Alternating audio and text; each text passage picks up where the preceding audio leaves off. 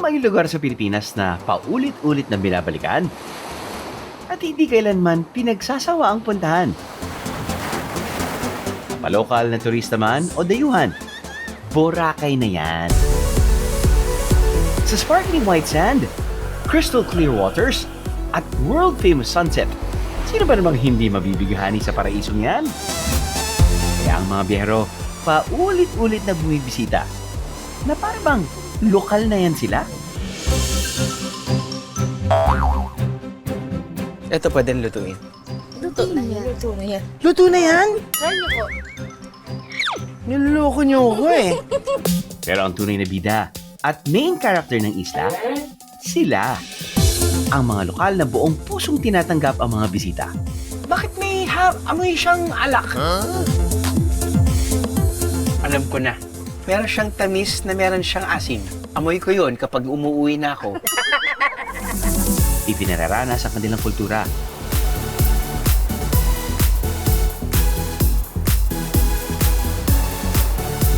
At bukal sa loob na ibinabahagi ang kanilang isla. Kaya para hindi makaramdam ng FOMO o fear of missing out, huwag nang magpatumpik-tumpik pa. Gora na sa Bora!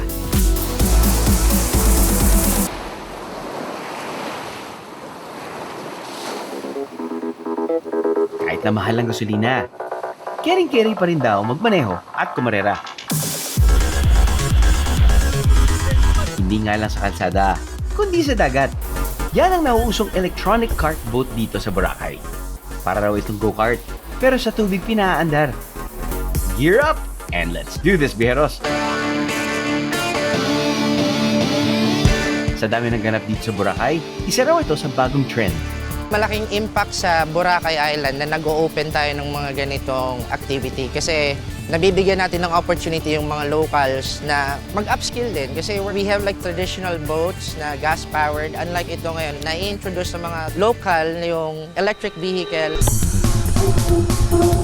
Tumatagal ng 15 to 45 minutes ang water activity na ito. Sapat na sapat para ipakita ang angas sa pagmamaneho sa tubig, biheros.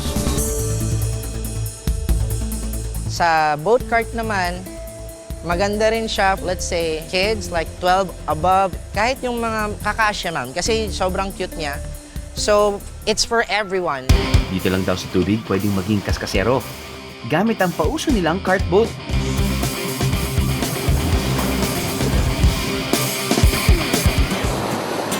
Sa puti at pinong buhangin ng Boracay, ginaganap din daw ang Ati-Atihan Festival.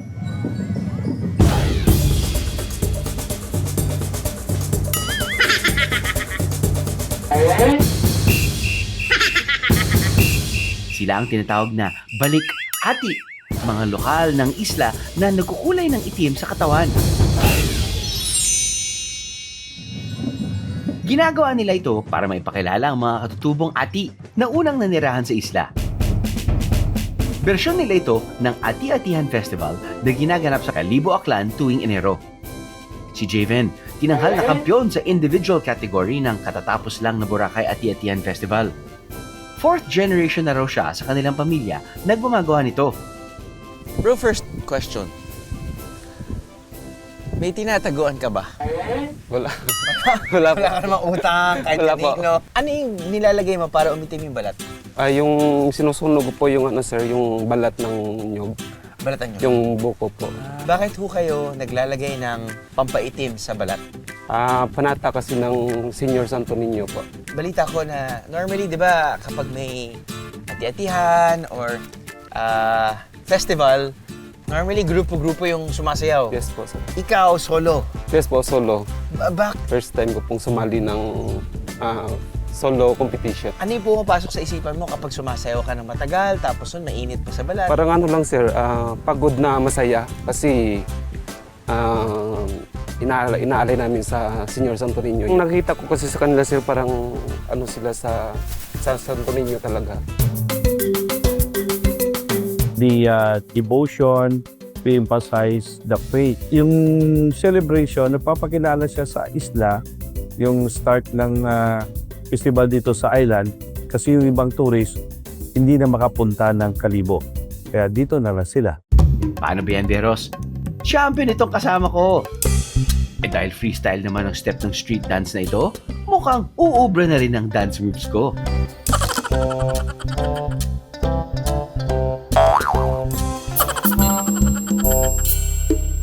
Bukod sa Ati-Atian Festival sa White Beach, may isa pang festival sa Boracay na beach vibe din ang atake.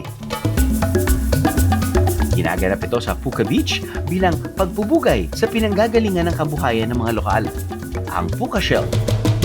Highlight ng pagdiriwang ng Puka Shell Festival ang makulay na street dancing. Kaliwat kanan din ang Puka Shell accessories na pwedeng mabili. Si Eileen, 2 dekada nang gumagawa ng mga abubot na mabibili sa isla. 20 years ago, hindi pa ganito kagulo dito, no? Medyo konti pa lang, no? Although, sa kasama ng tao, mas maganda yung benta niyo po ng Puka Shells. Yun naman talaga yun. namin dito kasi produkto. Oo. Kaya yung nauna namin na nabinta sa sita. Saan niyo po nakukuha yung puka? Andyan na. Huwag niyo po sabihin Puka Beach. Kasi yung Puka Beach, dala talaga. Madami po talaga. Oo, pag ang lalo, kung malakas ang along, hukay kasi. Oo. Doon yan ang malakas na marami. Dahil dyan, gawa tayo ng world-class accessory na gawa sa Puka Shell. Ehem. Ito na sa totoo lang, sa biyahe, kapag gumagawa ako ng arts and crafts, pinagtatawanan nila ako dahil wala ako talaga alam. Pero feeling ko, dahil magaling kang teacher, matuturuan niyo po akong gumawa ng, ano ba bang ginagawa niyo? Angklet. Angklet. Ayan, mas maliit, mas simple yata. So, 3 po yan. Isa lang pa, tapos 3 buhol. Nawala na po ako. Ganyan. Sige po. Dalawa pa. 2 pa. Ay, nako self, kaya mo yan. Yeah! Okay. Yan. Ikot.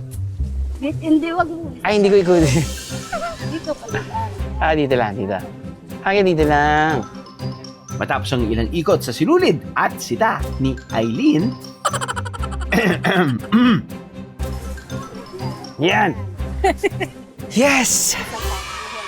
Okay. Okay, so hawak dito. Buhol. Ito na, pinapasok na yung buong kamay ko. Para sure. Ito.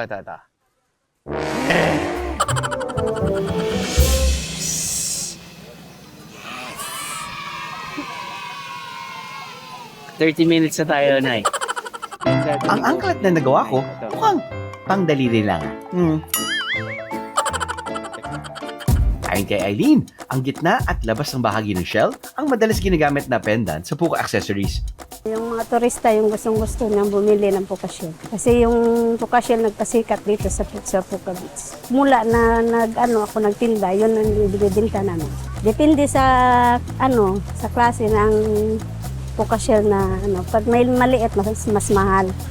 Yung malalaki mas mura. Yung necklace ng malaki is 1,000. Tapos yung maliliit is 3,000. Damang-dama ang summer, lalo kung tatambad sa'yo. Asul na karagatan at maputing buhangin ng Boracay. Kaya hindi nakapagtatakang dinudumog talaga ito ng mga biyahero. Pero kung peace and quiet ang hanap, pause muna sa maingay na bahagi ng isla. Oh, ito mo yan? Ito mo yan? Sa Boracay ako, pero saan kaya ang part ng Boracay? Ha? I ain't lying. This is Boracay. Ito ang Iligan Beach. Ang beach na parang pwede kang makipag-meeting sa sarili mo. Matatagpuan sa hilagang bahagi ng isla. Ilang metro lang ang layo mula sa Puka Beach. Ilig-iligan, malayo po siya sa mga bar or mga maingay na mga doon po makapag-relax po doon kasi wala masyadong tao po. Pero kung hindi naman trip ang relax at chill na bakasyon, dito tayo sa maaksyon. Gusto mo bang maranasang mag-surf kahit walang alon na para bang lumilipad? bago ang activity, may session silang binibigay para sa mga baguhan. At refresher naman para sa mga gaya kong nakasubok na. Kasama ang local instructor, it's game time mga biyero! Hindi nalalayo sa surfing ang water sport activity na ito. Sakay ng electronic hydrofoil board o e-foil, kailangan bumalanse at makatayo sa board. Hindi katulad sa ordinaryong surfboard, may motor at pakpak ang board na gamit. Motor para sa mabilis na pag-andar sa dagat. At pakpak naman para pataasin ang board sa ibabaw ng tubig. Na para bang lumilipad sa dagat yarn? Pwede na po tayong kumayo dyan sa level 10. Gamit ang controller, ikaw ang may hawak ng bilis at taas ng paglipad mo. Pero sa kaso ko, ay nahulog. One more time. Oh no. Hulog 2, lipad 0. Pero as a competitive person, walang susuko. Kung kaya ng local instructor ko na si Jay, kaya ko rin to. Pero sana kaya today.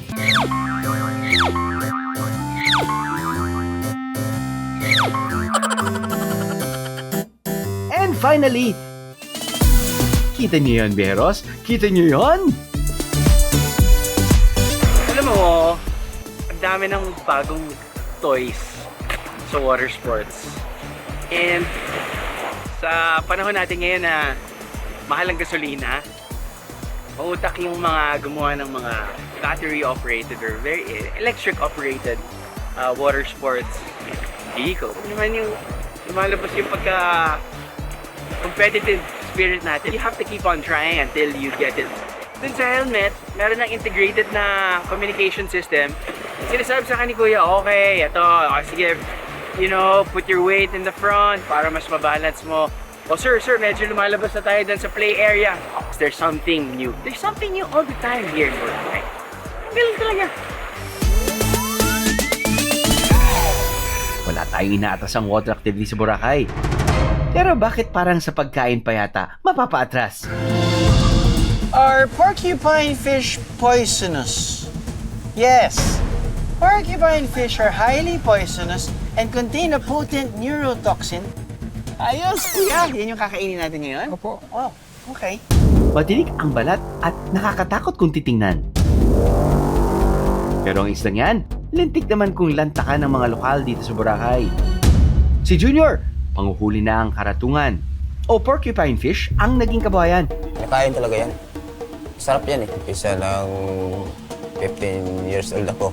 Pwede rin panain, pwede rin hulihin sa lambat to. Kung nakakuha ako, binibinta ko yan doon sa amin. Sa isang linggo, mga 3 beses ako makakuha. Mga 3 o 4. Binibinta namin ng ang 1 kilo, bali 150. Masarap siya. Parang manok yung laman yan, no? Nalalapit sa itsura ng pufferfish o butete, ang porcupine fish o karatungan kung tawagin sa Boracay. Pero hindi tulad ng pufferfish na nagtataglay ng lason na tetrodotoxin.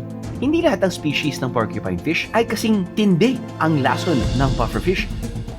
Pero hindi pa rin ito dapat kainin ng basta-basta. Kinakailangan marunong sa pagpoproseso ng isda ang magluluto nito.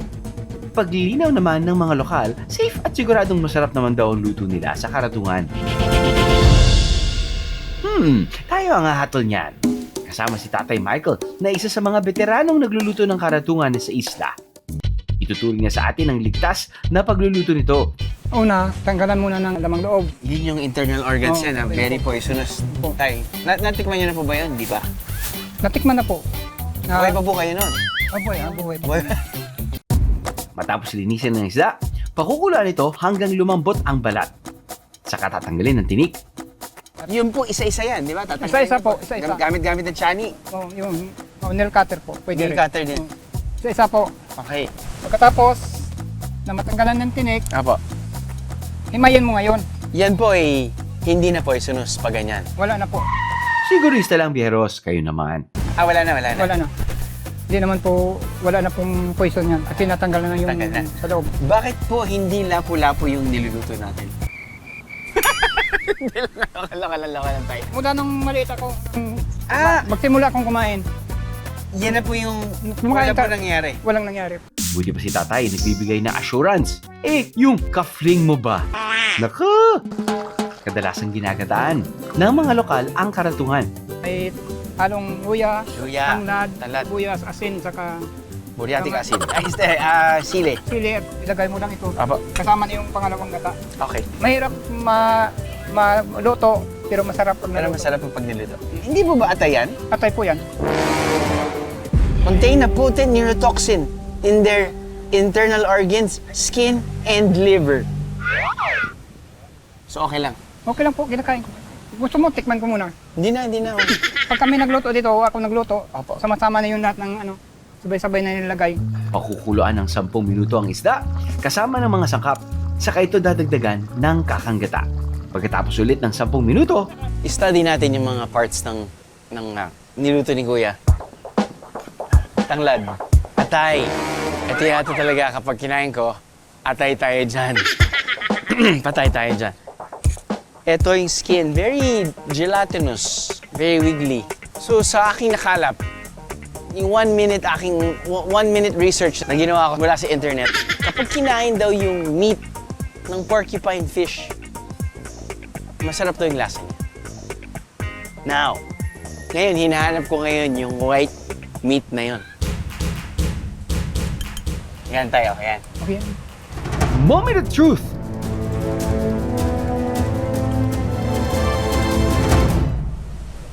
Sarap ah. Sarap ng timpla ni tatay ah. Ano natin yung skin. Yung skin na talagang matagal-tagal po yung preparasyon niyan dahil talagang isa-isang tinatanggal yung tinig niya, no? Punong-puno na ako ng collagen. Parang siyang litid.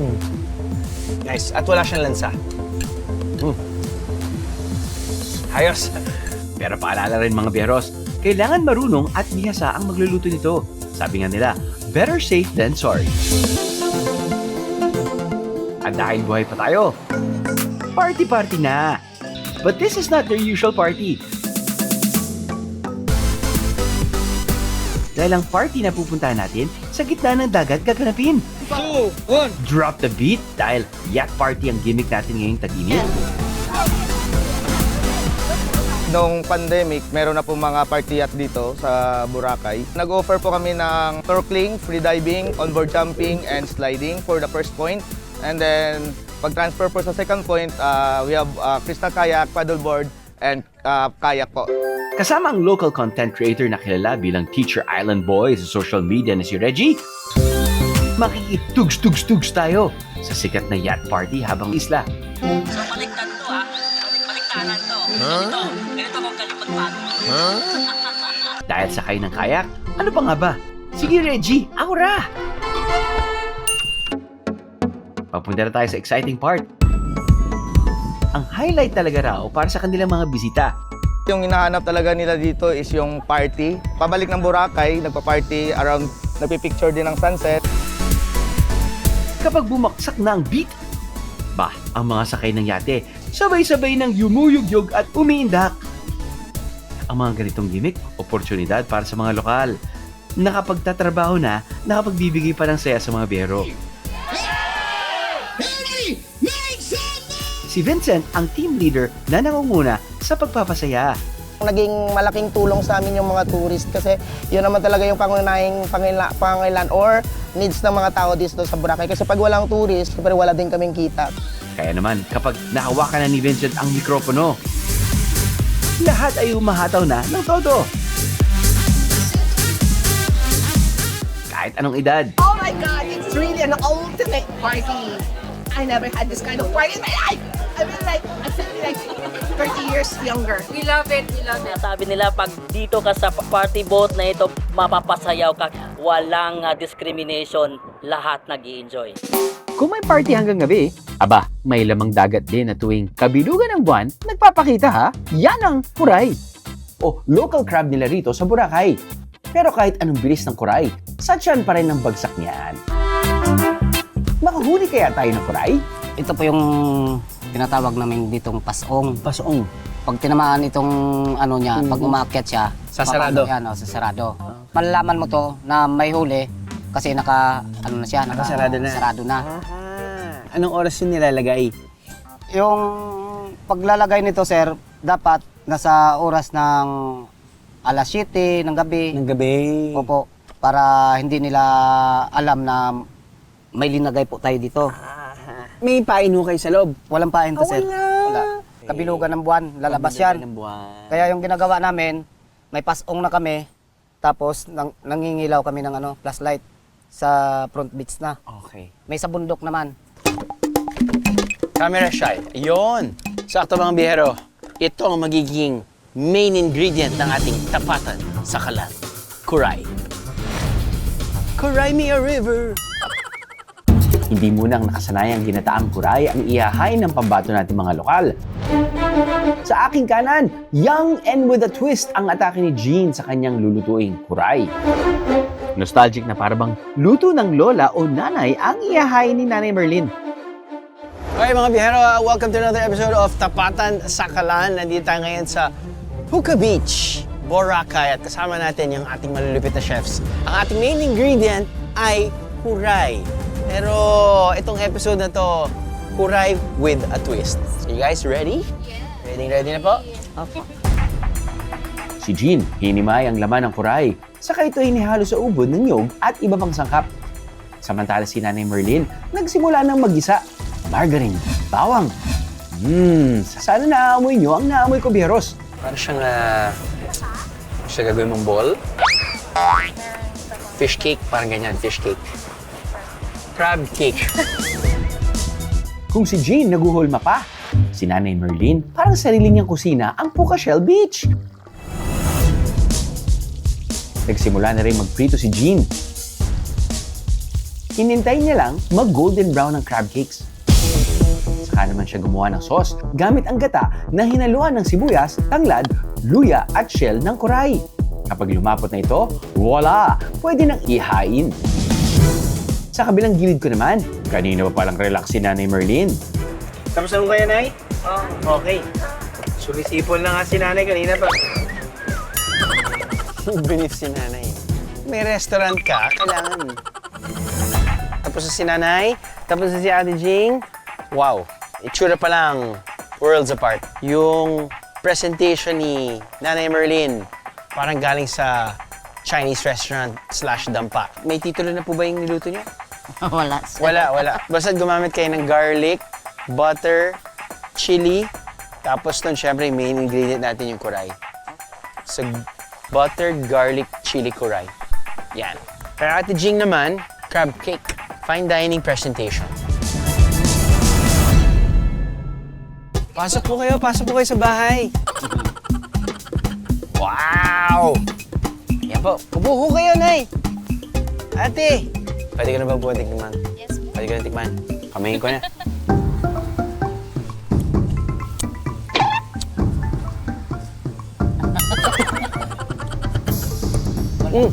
Sarap. Tama nga yung hula ko. Ito yung traditional.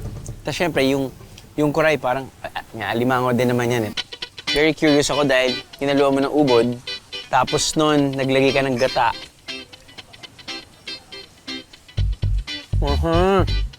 Get. So, lasang-lasa ako din yung butter. Pero maganda kasi sa style ng cooking mo, madaling kainin. So sana, may ganyan, tapos may sauce na ganyan. Perfect sana din yun. Alright. Ay, out na si Nanay, tapos na daw si Nanay. Sheila, tapos na daw si Nanay. Sabi niya, Nanay, ate, dahil parehong winner yung present niyo at niluto niyong kuray, may special surprise kayo mula sa amin. Trip to Boracay. Dahil pantay ang laban, pareho silang mananalo ng trip to Boracay. Habang tayo, trip down memory lane naman ang punta. Bibisita tayo sa isang museo kung saan hindi lang basta sightseeing ang ganap, kundi time traveling pabalik sa nakaraan. Ang Living Museum na ito, ipararana sa mga bisita ang pamumuhay ng mga Malaynon noong unang panahon. Hello sir. Welcome to Motag Living Museum. By the way, my name is Sammy. I'm in charge here in Motag. Ay, salamat po. Maulan, manuman.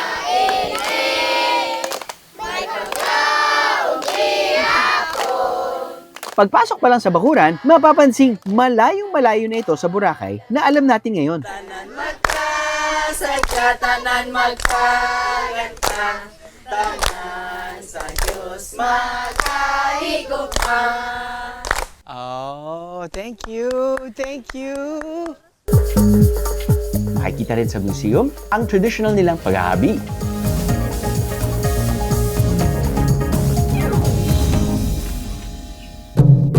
Pati na rin ang sinuunang palikuran ng mga Malaynon. Meron tayo dito coconut husk. Yan po ba yung toilet paper? Yes. Hindi ba dudugo ang puwet mo dyan? Actually, sir, pag bago naman yung coconut husk, is medyo soft naman siya. Ito po ba 5-ply o 10-ply? Tapos ito yung ating ash. Yan yung nilalagay natin sa Para sa dumi. to neutralize the smell. Okay. So yan yung ating native toilet. And then, pag napuno na siya, we cover with soil. Sa di kalayuan, meron akong napansin. Makati po yung paa niya? Yan yung ginagamit para mag-separate. Para matanggal po yung yung grade sa palay. Ito talaga yung old fashioned. Yes. So importante po medyo elevated para bumagsak po sa baba. Yes, Ganun po sir. ba? At saka yung mga empty, naboblows away niya. Nasi-separate. Through the wind. Yeah. Dahil nga medyo magaan na siya. No? Oo. Traditional rice thresher naman ang ginagawa nila rito. Gamit lang ang mga paa at butas ng sahig na gawa sa kawayan. Natatanggal ang butil ng mga palay na ibibilad para maging bigas. Ang aming postura para lang naglilinis ng paabiyeros. Kung napagod na sa pagkuha ng palay, may traditional snack din sila dito. Yan ang palay na pumuputok. Popcorn is out! Pop rice is in! Pina-fry na lang natin yung palay. Okay. And then, kusa siya magpapap. Wala siyang oil. Walang tubig. Walang lahat. So, ano lang siya, plain na rice. And then, ipupot natin siya sa pan. At yan yung ginagawa namin snack. So, ito lang yung kakainin. Yung cover niya. So, isi-separate ito. Tapos na siya. Parang royal. popcorn. Pwede pala yun sa palay. So, diba? May snacks na po. Galing. At ang mga palay na hindi pumutok, hindi pa rin itatapon. Babayuhin ito para makuha ang bigas at magamit nila sa pagluluto. O sino pa? Oh, ginawa ko na to. Natapon lahat.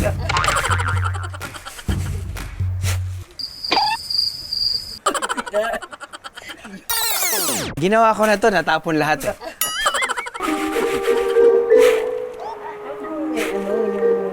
Dahan-dahan lang yun. Para ibalik. Yan na. Yan na. Parang yun. Parang naglalaro ko lang. Kailangan yung ito, daliri nakaganyan. So parang, oy. Ganon. Oy.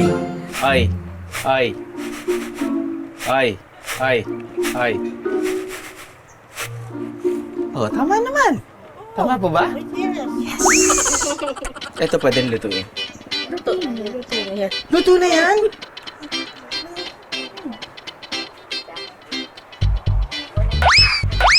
Niloloko niyo ako eh. Hindi naman. Hindi po ba? Hindi. Binubuo ng komunidad ng mga lokal ang Motag Museum. Mula bata hanggang matanda, mulat kung paano ang pamumuhay nila noon. Ito yung way of living ng mga tao. Parang nawawala na siya. So, naisip niyang ibalik itong kultura. Just like sa Boracay, hindi na natin nakikita kung ano ang culture natin na sa Malaynon. Malaking bagay ito sa amin kasi maipapakita namin sa lahat na ito talaga yung aming kultura or ito talaga yung aming hanap buhay dito sa Malay. Bukod sa nakasanayang kultura, may isang pagkain na may tuturing na OG para sa mga Malay. Pero ang pagkain ito, nanganganib ng mawala at hindi na makilala pa ng susunod na henerasyon. Ito ang inomol. Isa itong fermented rice na nagiging merienda ng mga Malay noon. Kung ginagawa natin, hindi po ba lutong kanin na po yan? Isahin mo muna. Tapos pag hindi na mainit, Hindi na po mainit. ilagay mo ng ganito. Yan? Tapay. Tapay. Doon ginabili sa sa Palengke? Ilocos. Ilocos! Wala kasi dito gumagawa dito. So, saan galing po ito? Sa Ilocos. Hindi ako po, pero anong saan galing po yung... Ano? Ginagawa ata nila doon sa Ilocos yun. Bakit ko kayo naghahalo niyan? Mga 24 hours dyan pwede mo na makain. Tinatabi dyan sa bandi. Bandi. Para takpan. Bakit may amoy siyang alak? Kasi yung may mga luya ata ito at saka yung hindi ko na alam kung ano kung ibang hinahalo. Lambanog? Hindi ata. Wala? Wala. Tapos ito, parang ginagawa yung kanin na. Nilalagyan ng kanin ng tapay o starter para sa fermentation. Para nito, para mas matagal itong masira. Pinagmamalaki nilang ito raw ang pinakamalinis nilang pagkain. Dahil kapag madumi ang naging proseso nito, napapanis ang inomol. Ibabalot ito sa dahon, saka iiimbak. Ito po ba yung kinakain nyo na may ulam? Parang merienda lang. Parang merienda. Tikman mo. Pwede na tikman? Oo. Dali yan. Para malaman mo kung ano yung lasa. Alam ko na. Ano nga? Ang tawag nun? Buro. Buro. Buro nga po siya. Tama sinabi niyo, Nay. Meron siyang tamis na meron siyang asim. Kuminsan ganun ako. Amoy ko yun kapag umuwi na ako. Inalikan pa rin ako ng asawa ko. So. Dami-dami Tapos mo asim. para malasahan mo ng Para malasahan ko sarili ko. Ang susunod na putahe, panigurado. Hindi first time natikman ng mga lokal at turista. Takbuhan kasi ito ng mga biyaherong nakatipid mode. Basta nasa Bora, solve na sa OG Chori Burger at Fruit Shake. Ang inihaw na chorizo, lalagyan ng homemade sauce at saka ipapalaman sa tinapay. It's so delicious, you know, very yummy. First time eating this one. Masarap po siya. Dito ko lang ito natikman na Pero kung bitin at naghahanap ng kanin, ang isa sa OG karinderya sa isla, nagsuserve pa rin ng mga lutong bahay nila. Try ko yung dinuguan. Turo-turo man ang atake, pasok naman yan sa mga kumakain na mag-isa. O kahit kasama pa ang buong pamilya. Dito sa Jasper, more affordable siya. Sa 500 lang, sobra-sobra pa yan.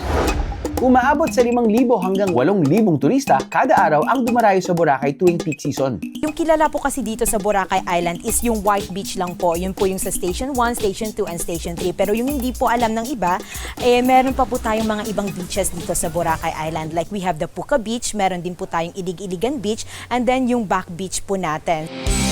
Sa iikot sa Boracay, talagang hindi maubusan. Mahalaga siya na hindi kalimutan para magpaalam sa ibang mga taga-ibang turista yung mga pagkain na lokal na dito sa Aklan.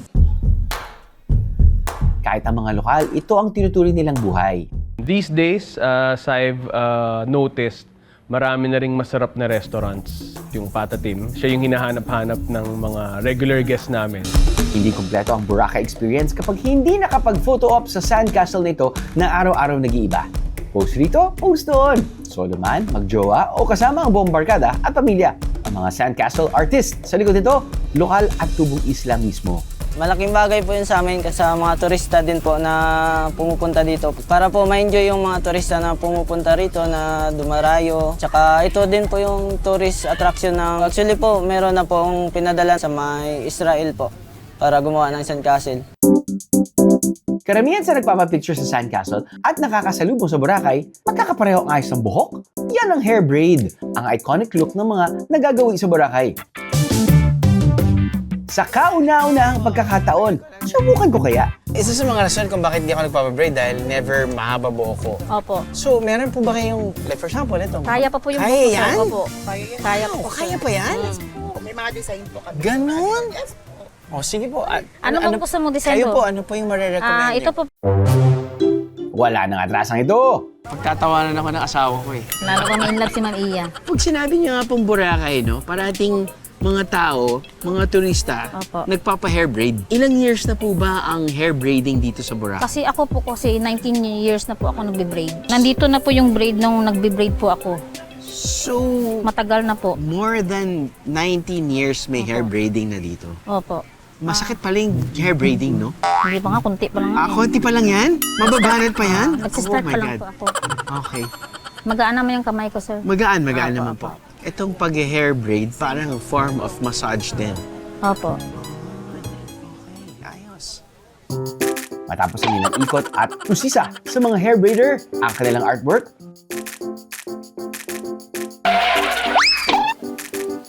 I don't know kung gaano kadami na yung bisita ko sa Boracay. Never ko nagawa until now. So now, I'm acting like a tourist. Galing. Ang galing nila. marami na nagbago sa Boracay. Pero isang bagay ang nananatili, ang buong pusong pagtanggap ng mga lokal sa mga bisita na para bang hindi na tayo naiiba. Swerte silang magkaroon ng ganito kagandang isla. Pero maswerte tayo dahil buong puso nila itong binubuksan para sa ating mga biyahero. Hindi sila maramot sa pagpapahagi ng kanilang isla at hindi napapagod umisip ng bago para mas pasayahin at mas tumatak sa alaala ang ating bawat pagbisita.